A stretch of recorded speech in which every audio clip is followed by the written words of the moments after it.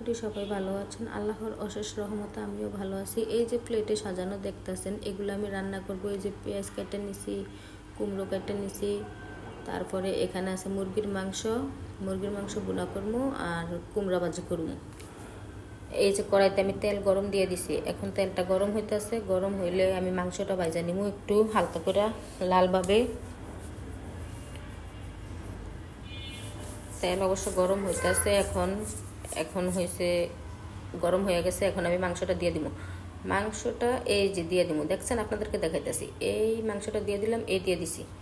মাংসটা ভাজা শুরু হইতেছে। এখন মাংস সবগুলো এক করে আমি দিয়ে দিতেছি।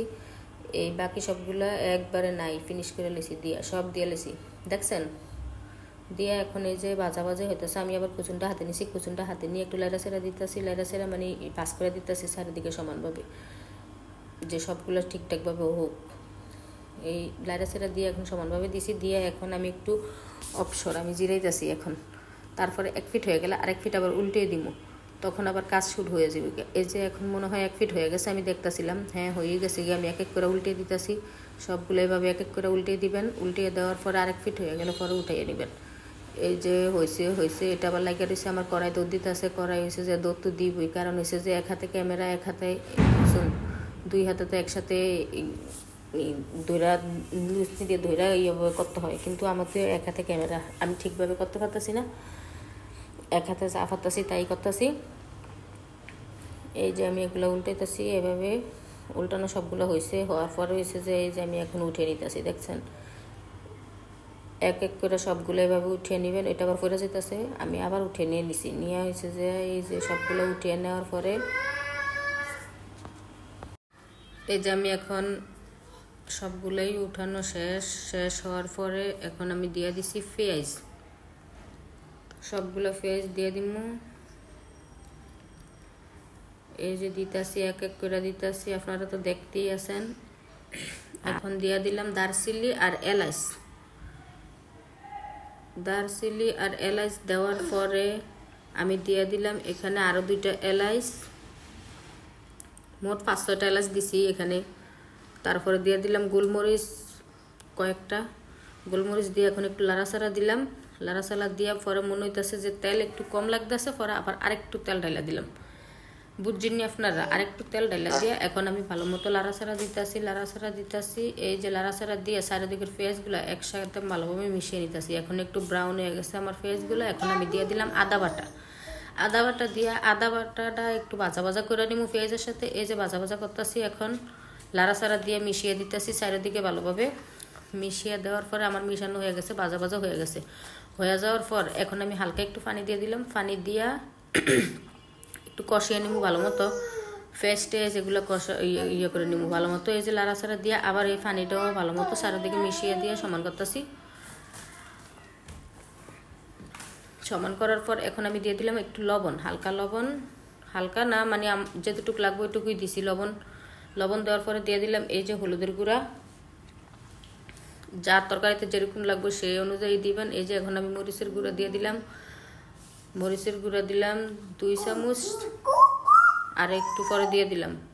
যে যেরকম ঝাল খান ওইরকমই দিবেন। আমি কোনো কেউরে রান্না বাড়া শিখাইতেছি না, কিছুই শিখাইতেছি না, আমরা নিজেরা যেভাবে রান্না করি ওইভাবেই রান্না করতেছি। এই যে লাড়াচাড়া দিয়ে ভালোভাবে হলুদ মরিচ সব মিশিয়ে দিবেন। মিশানোর পরে হচ্ছে যে মশলাটা ভালোভাবে ভাজা করবেন, যেন তেলটা উপরে বাইসা যায়, ওইরকমভাবে ভাজা করতে হইব। আমার কড়াইয়া কিন্তু দৌড়াদৌড়ি করতেই আছে, কারণ আমি এক হাতে ক্যামেরা, এক হাতে লাড়াচাড়া করতেছি। এটা তো কড়াইয়া ধরার মতো আর আমার হাত তো আরেকটা নাই, হাত তো 2টাই, এক হাতে ক্যামেরা, এক হাতে লাড়াচাড়া করি, কড়াই ধরার মতো কোনো সিস্টেম নাই। এখন আমার মশলাটা কষানো হয়ে গেছে গিয়ে। এখন এই যে তেলটা ভাজা হয়ে, মশলাটা ভাজা হয়ে তেলটা দেখেন অনেকটা উপরে বাইসা গেছে গিয়ে। বাস এখন আমি দিয়ে দিলাম মাংসগুলা দিয়া এখন একটু হালকা পানি দিয়ে দিব সাথে। এই যে পানি দিয়ে দিছি একটু হালকা পানি দিয়ে এখন লাড়াচাড়া করে ভালোভাবে একটু কষিয়ে নিব। ওই দেখেন আমি থাকতে আবার আমার তরকারি ওই দেখেন ফুইরও যেতেছে, দেখছেন কি একটা অবস্থা। ফোরে না সামান্য একটু লাগে গেছিল আর কি। এখন কষানো হয়ে গেছে আমার। কষানো হওয়ার পরে এখন আমি দিয়ে দিলাম ঝোল, যার পরিমাণ মতো শেষে ঝোল দিয়ে আমি ভালোভাবে লাড়াচাড়া করে দিতেছি। লাড়াচাড়া করে চারিদিক পানিটা একবারে মিশিয়ে দিব, জলটা পানি আর কি মানে জল চারিদিকে মিশিয়ে দিব। এই যে দেখেন মিশাইতেছি। আপনারা যদি চান তাহলে এরকমভাবে রান্না করতে পারেন, রান্না করে দেখতে পারেন কীরকম হয় আর কি। আমি বলতেছি না রান্না করেন, আপনাদের ইচ্ছা হইলে আপনারা রান্না করবেন। এই যে এখন আমি সুন্দরভাবে মিশিয়ে দিতেছি। আসলে এখন একটু আস্তে কথা বলতেছি, ঘরের লোকজন আছে সেই জন্য। এই যে আমার তরকারিটা একবার গড়িয়ে আসতে এখন আমি দিয়ে দিলাম ভাজা জিরার গুঁড়ো। প্রথমে কিন্তু আমি জিরার গুঁড়ো দিই না, জিরা বাটা জিরাও অ্যাড করি না, সেই জন্য এখন ভাজা জিরার গুঁড়ো দিয়ে দিলাম। জিরার গুঁড়োটা ভালোভাবে চারিদিকে মিশিয়ে দিতেছি।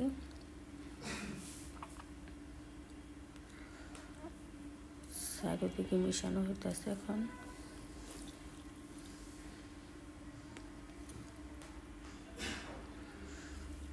খুব সুন্দরভাবে লাড়াচাড়া চারিদিকে মিশাইতেছি।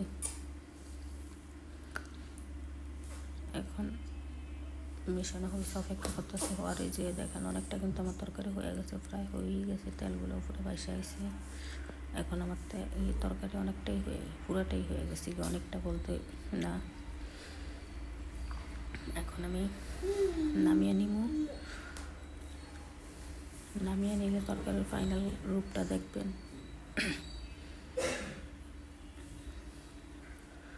এই যে তরকারি এখন হয়ে যেতেছে, এই তরকারি নামিয়ে দিচ্ছি। এই যে কড়াইতে এই যে ফাইনাল কালার তরকারির। আমি এখানে কোনো ফিল্টার কোনো কিছু ইউজ করতেছি না। এই যে আমি আরেক সেই কড়াইতে এই যে ফ্রেশ ভাজা বসাইছি কুমড়া। এই যে দেখেন আমি লবণ দিয়ে দিতেছি, পরিমাণ মতো লবণ।